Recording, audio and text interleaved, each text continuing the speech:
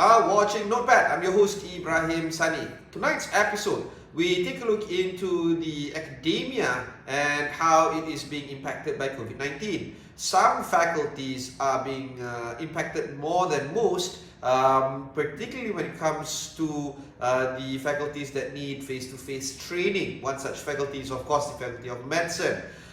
We'll jump into our guest for this evening in a short while. I just want to pull up this particular graphic that talks about the poll that I did, a quick poll that asks, if you are a student, what do you think should be the way forward once the MCO has been lifted? Only a small majority of you believe that a hybrid situation would be better suited post-MCO, but this is of course academic per se. We still don't know when the MCO is going to be lifted, and if it does being lifted, what is the impact on the way or the method of being training in the universities in Malaysia moving forward. Joining into this discussion is, of course, the Dean of Medicine of UiTM, Prof Zamrin. Prof, thanks for taking the time to speak with us. I want to ask a little bit about the situation that has been impacting the School of Medicine at UiTM. Let's do a quick recap into how COVID-19 has impacted your faculty. Okay, thanks, Ibrahim. I think medical faculty, we allowed our students to go back home on the 16th of March. I think on the day, I think before the announcement of our Prime Minister that there will be a national lockdown on the 18th.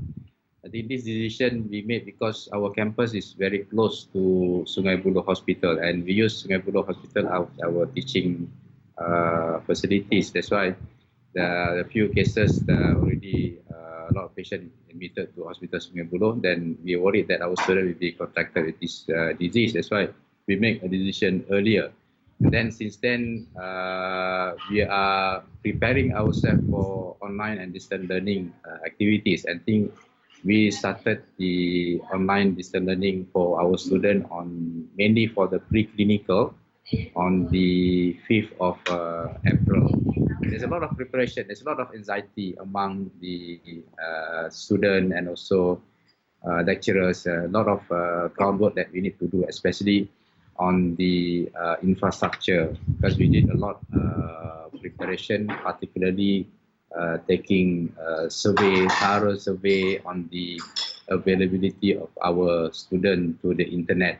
Yes, most of them have smartphone and also the internet coverage, but about 30-40% of them have a limited coverage on the internet. I think this is one of the big issues that we have to address, and we are happy that at the university level they support us a lot, especially on those students that cannot afford to buy data, and we give them subsidy on this. But what I'm talking about is, I think there is something that we didn't expect this to happen, because initially we thought this MCO will be 1 or 2 weeks, or mostly maybe extended into another 2 weeks, but now it seems that it will be extended further. So I think it affects a lot on our teaching and learning activity as a general, not only at the undergraduate, but also at the postgraduate level. Some clinical work has to be done, because if you think about it, not everything can be learned through theory. How do you negate that fact? Under the MCO, how can lessons be continued, particularly when we talk about some lessons requiring human face-to-face contact? Okay, the problem with this non-face-to-face learning is the certain subject that require face-to-face. For example, labs, dissection, anatomy, dissection, experiment, that cannot be done on the open and online courses. So we still have to delay that kind of teaching and learning activity. But we are doing what we are doing now until we plan to call the student back on the, hopefully by then everything is okay. It's on the 4th of June, which is after Raya. So we will call student, of course, that depending on the whole of the situation, but that is on our plan. So until then, from now until then, what we are planning is to expedite or to cover most of the theoretical part. We have lectures online. We prepared problems-based learning session with the student, small group discussion among the lecturers. And I'm very happy to note that most of our clinical, like pre-clinical lecturers are involved with this, and almost all our students participate, and they're also excited. And so we already started this 2 weeks ago, and there's some hiccups that we managed to overcome that. And in fact, next week, end of next week, we will do our first progress test online. This is something that everybody, yes, there is a learning curve for this. Everybody is excited, but at the same time, there is some limitation when we cannot do face-to-face learning, especially when we are talking about the clinical skill. So that one, I think we have to wait until students come back, and if there is a prolong of this pandemic, that's something that we really have to look into. And we at the Dean Council also are talking about it, and then we are discussing and what are the best way of doing and delivering the method of teaching and learning during this pandemic time.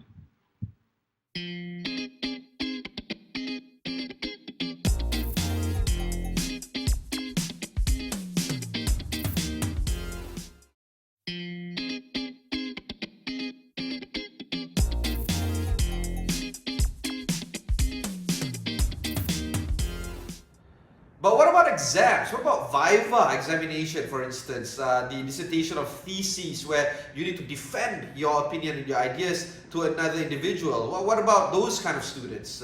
Will exams be halted?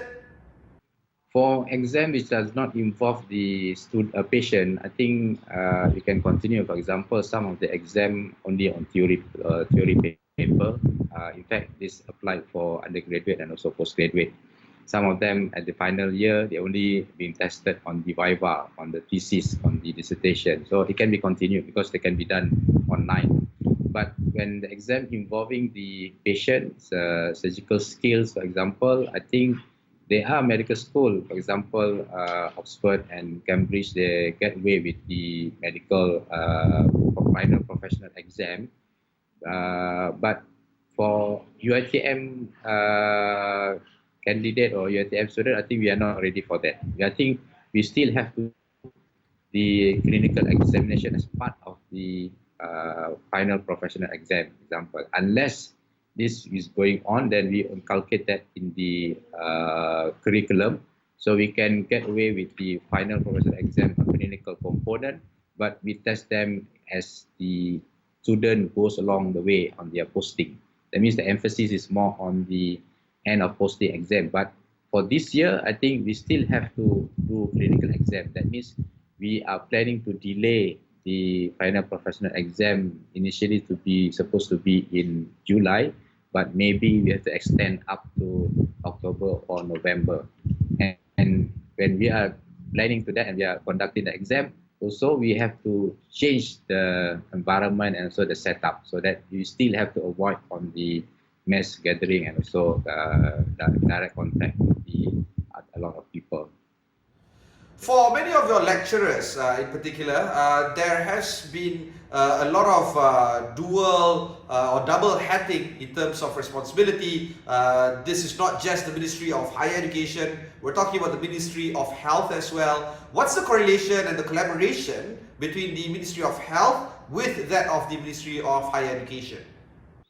No, for the postgraduate final clinical exam, we already agreed at the Dean Council, all the public universities Dean Council, where everybody have the master's program or postgraduate program. The clinical examination will be delayed up to November. So that means there will be a gap. So the student only being assessed for, there's a few specialty that we have to assess clinically. For example, medical, psychiatry, some of the pediatric, for example. So I think they have to wait until November to conduct. So hopefully by then we can do certain examination at the university level, not as the whole. Because previously we do final examination as a conjoint. So every university combined at one place, then we do examination at one shot. But I think because of this pandemic, so we have to change. So they will be distributed among the university. I think that we agree on that. So the same thing with the final professional exam for the undergraduate. So it involves the clinical. There's some universities suggested get away with the clinical, but I think for UiTM we still not comfortable with that because the clinical component is one of the important thing, and we cannot sacrifice this on the because we want to produce a clinical doctors that can competent enough to treat a patient. I think the worst thing is we have to wait for all these things to settle down. And of course, we are communicating with the MMC. We are communicating with the MMC and also the KKM.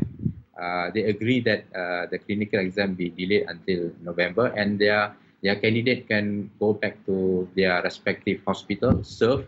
Then one before the date for examination, we will notify them, then get them ready for the examination. That is for the postgraduate. But for undergraduate, they will stay with us.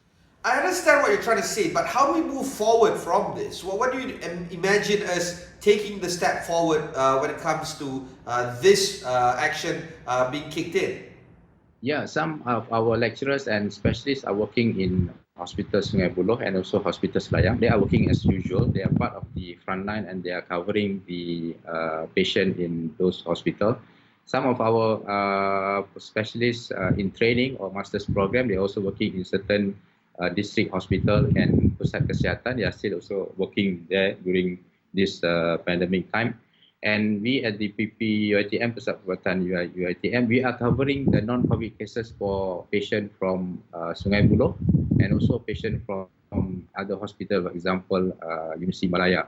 Inside some of the department, example surgery, they receive a lot of referral from surgical department of Universiti Malaya because they are considered as they declare themselves as the COVID hospital, so they don't want to mix the patient with the non-COVID patient, so they refer to us. Then that is part of our contribution to KKM and also to other hospitals in this pandemic time.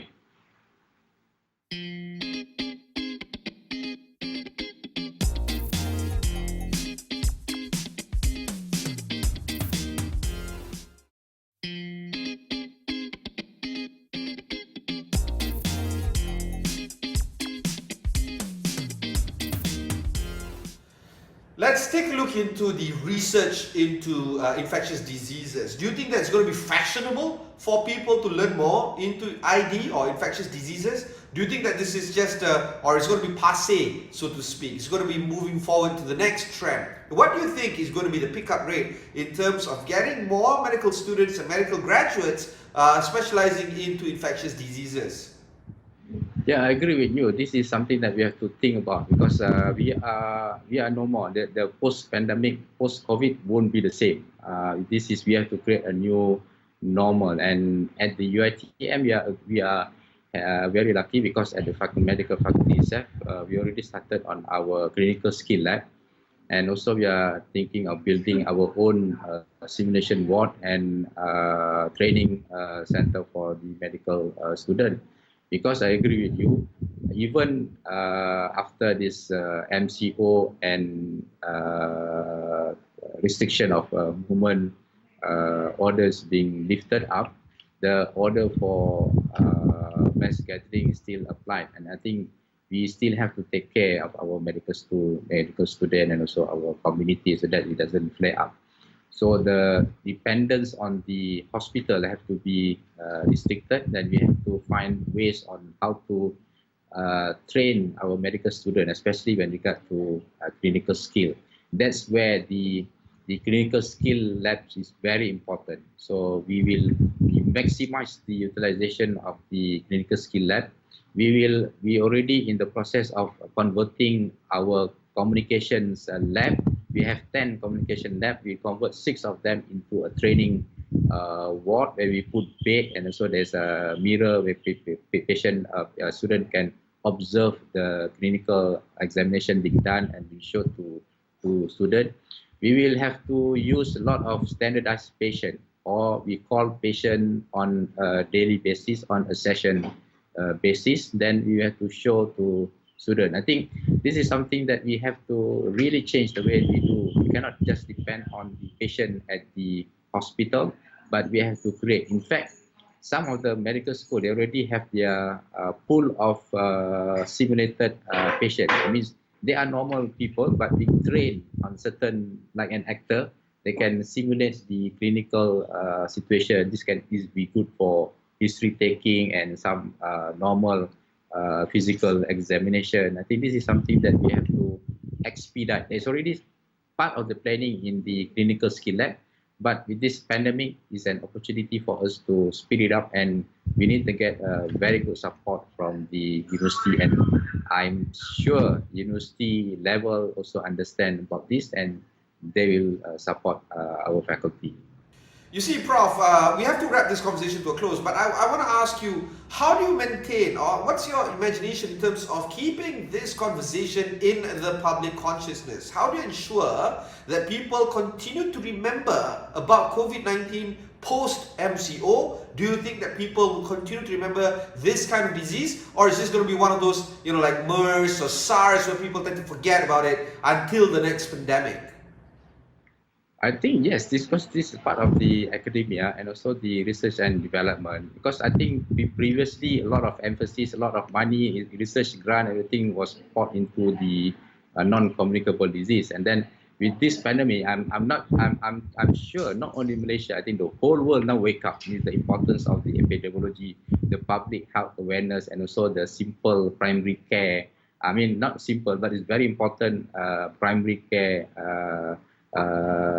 service at the country, because they are the front line. Actually, they are the one that detecting the patient, identifying, and also getting the referring the patient to the right channel and right hospital.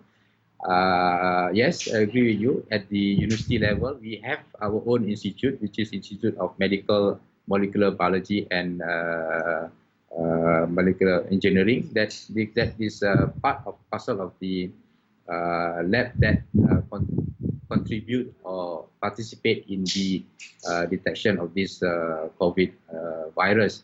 And this IMB is one of the research center at the faculty, and recently also the Higher Education Ministry announced on the special grant for this COVID post-COVID disease and any research related to that. I think that is the interest of other specialty. For example, we have very small number of infectious disease specialists. Even at UiTM, we are lucky to have 2 infectious specialist disease. I think this is one of the area that the national at the national level have to look into and improve.